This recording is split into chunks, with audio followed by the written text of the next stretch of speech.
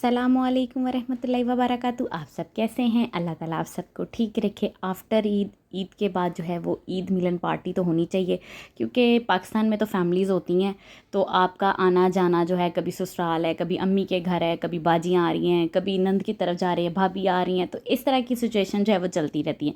यहाँ पे ऐसा कोई सिस्टम नहीं है। तो यहाँ पे मेरी 3-4 फ्रेंड्स हैं, तो उनका ही होता है, मैं उनकी तरफ चली जाती हूँ ईद मनाने, वो मेरी तरफ आ जाती हैं। तो आफ्टर ईद पे जो नेक्स्ट वीकेंड आया था ईद के बाद पहला वीकेंड, तो उस पर मैंने अपनी फ्रेंड्स को बुलाया था। मैंने छोटी सी जी कह लें ईद मिलन पार्टी की थी, जिसमें खाना तो बहाना होता है, बस सब मिल के बैठेंगे, ईद की बातें करेंगे, आपने ईद को कैसे एंजॉय किया वो हम डिस्कस करेंगे, और कपड़ों की फैशन की बातें होंगी। तो जिसके लिए मैं खाना रेडी कर रही हूँ।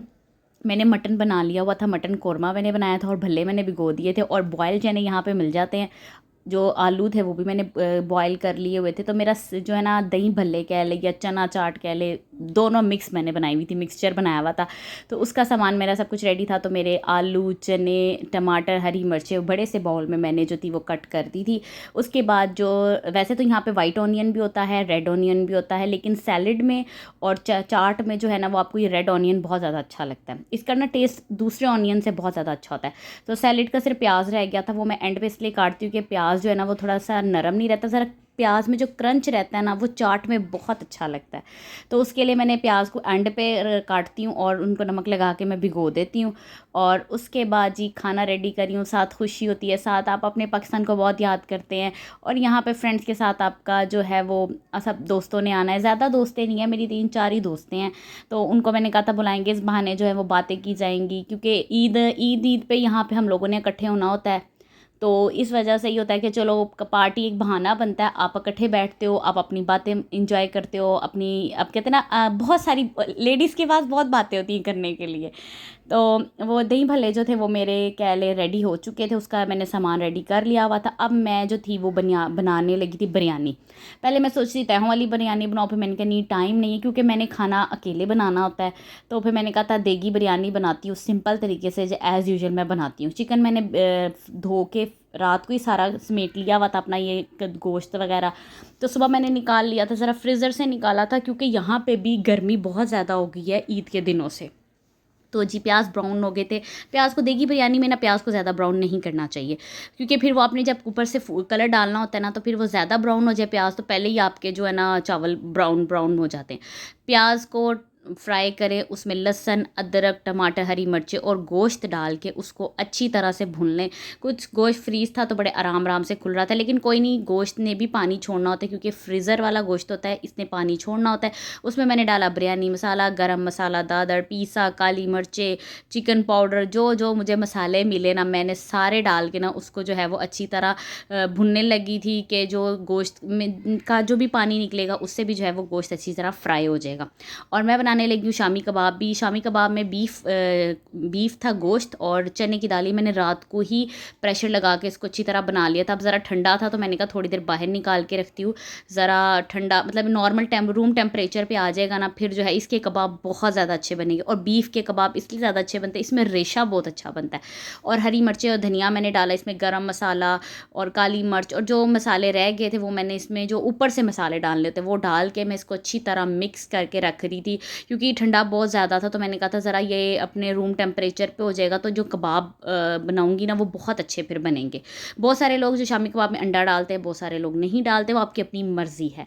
और जितनी देर में मैंने कबाबों का मसाला रेडी कर लिया था, उतनी देर में मेरा गोश्त भी बहुत अच्छी तरह जो है वो भुन चुका था। इतना अच्छा मसाला, इतनी मज़े की खुशबू, और ऐसे खुशी होती है। चावल भिगो दिए थे साथ साथ मैं, अच्छा मैं हमेशा जब बिरयानी बनाती हूँ मैं थोड़ा सा पानी गर्म ही डालती हूँ, कि ज़रा उसमें होता है ना, चावल जो होते हैं ना वो जल्दी पक जाते हैं। और दूसरा चावल, जो यहाँ पे 2 तरह के चावल हैं, बासमती राइस भी है और वो सेला कर्नल टाइप वो वाले राइस भी मिल जाते हैं, लेकिन मैं ज़्यादा बासमती राइस यूज़ करती हूँ जो कैरेफोर से मिलते हैं।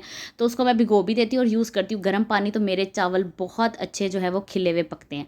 तो मुझे थोड़ा सा नमक मिर्च थोड़ी कम लगी, तो मैंने उसके लिए थोड़ा काली मिर्चें डाली। और मेरी चना चाट बहुत ज़बरदस्त दही भल्ले मेरे तैयार हुए थे, और मैं इसके किनारे साफ़ करी थी, क्योंकि प्रेजेंटेशन भी बहुत मायने रखती है। और साथ ही मेरे चावलों को दम लग चुका था, और मतलब एक काम ख़त्म होता था मैं दूसरा काम स्टार्ट कर लेती जी दम लग गया, चना चार दही भल्ले मेरे बन गए, साथ जो है वो मैं रोटियाँ चपातियाँ बना रही थी और पहली दफ़ा मेरी रोटियाँ भी बहुत अच्छी बन गई थी, फूली फूली बनी थी, छोटी छोटी मैंने बनाई थी अपनी तरफ से कि छोटी रोटियाँ बनाऊँ, ज़रा होता है अच्छी तरह पक जाएंगी। तो जो रोटियाँ भी थी वो भी मैं मतलब बना रही थी और मुझे बहुत अच्छा लग रहा था कि जब आप आपके घर मेहमान आते, एक अलग सी एक तैयारी की रौनक होती है, उसके बाद मेहमानों की रौनक होती है, तो वो बहुत ज़्यादा अच्छा लगता है। जो रोटियाँ जो थी वो मेरी सारी तैयार हो चुकी थी, रोटियों को मैंने रुमाल में लपेट के, कली इधर मिलती है उसमें लपेट दिया। तो उसमें ये होता है कि जो रोटियाँ ना वो ज़्यादा देर तक गर्म रहती हैं, कि जब तक मेरे गेस्ट ने आना था तो मैंने कहा था मैं रेडी भी होना है, तो मेरी रोटियाँ तैयार हो चुकी थी और दम इतना अच्छा मेरे चावलों का लगा था। मैं फूड कलर ज़रूर डालती हूँ देगी बिरयानी में, तो वो ज़रा ना बिरयानी का वो कहना तहों वाली बिरयानी जैसा जो है ना कलर आ जाता है, बच्चों को भी ना अच्छा लगता है और बच्चे डिश अच्छी देख के भी खुशी खुशी जो है वो खा लेते हैं। और आपने भी ईद पे क्या किया, आप भी अपने मेहमानों को ज़रूर बुलाया करें। अब मेरे जो थे वो चावल रेडी हो चुके थे, वो भी दम लग के मैंने कर दिए थे। अब बारी थी कबाबों की, क्योंकि कबाब भी जो थे वो नॉर्मल टेम्परेचर पे हो गए थे, तो अब ये था कि मेरे कबाब जो है वो बहुत अच्छे बनेंगे। अच्छा, मैं हमेशा जो है कबाब ना कोशिश करती थोड़े छोटे बनाऊँ, पर नहीं बनते, मैं बड़े बड़े बनाती हूँ। मोस्टली मेरे कबाब इतने बड़े हो जाते हैं कि वो पूरी प्लेट में गिन के ना 4 या 5 कबाब रखने होते हैं। लेकिन ये होता है कि मेरा दिल होता है कि यार इतना कबाब बनाऊँ कि कोई एक भी खाए तो ज़रा सब्र करता हो कि पेट भर के खाया और टेस्ट भी आए। तो इस वजह से अब कबाब जो थे वो मैं रेडी कर रही थी और साथ-साथ मैंने खुद रेडी होना था, तो मेरा दिल था कि मैं अपने मेहमानों के आने से पहले अपना सारा खाना रेडी कर लूँ और उसके बाद जो है वो मैं जो अपने आप को रेडी करूँ, अपने आप को तैयार करूँ। और जो कबाब बन चुके थे और वो फिर मैंने फ्राई कर लिए थे और मेरे इतने अच्छे खस्ता जो थे वो शामी कबाब बने थे, बहुत खुशी हो रही थी। उसके साथ मैंने आज सिंपल सा सैलेड बनाया था, जिसमें प्याज थे, बंद गोभी और सैलेड था और खीरा था, बस। उसके बाद जी मेरे गेस्ट आ चुके थे, बातें शातें करने के बाद जी मैंने खाना टेबल पे लगाया। मुझे इतनी खुशी हो रही थी कि ये सारा काम मैंने अकेले किया और मेरी फ्रेंड जो भी आई थी उन्हें मेरा खाना बहुत अच्छा लगा।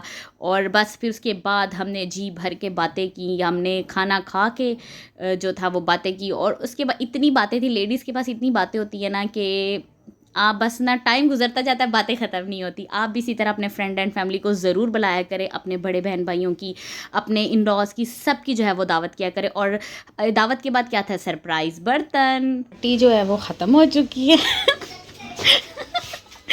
अब ये सारे बर्तनों की बारी है। ओ माय गॉड, या अल्लाह कोई फरिश्ता भेज मेरे से बर्तन धुलवा जाए।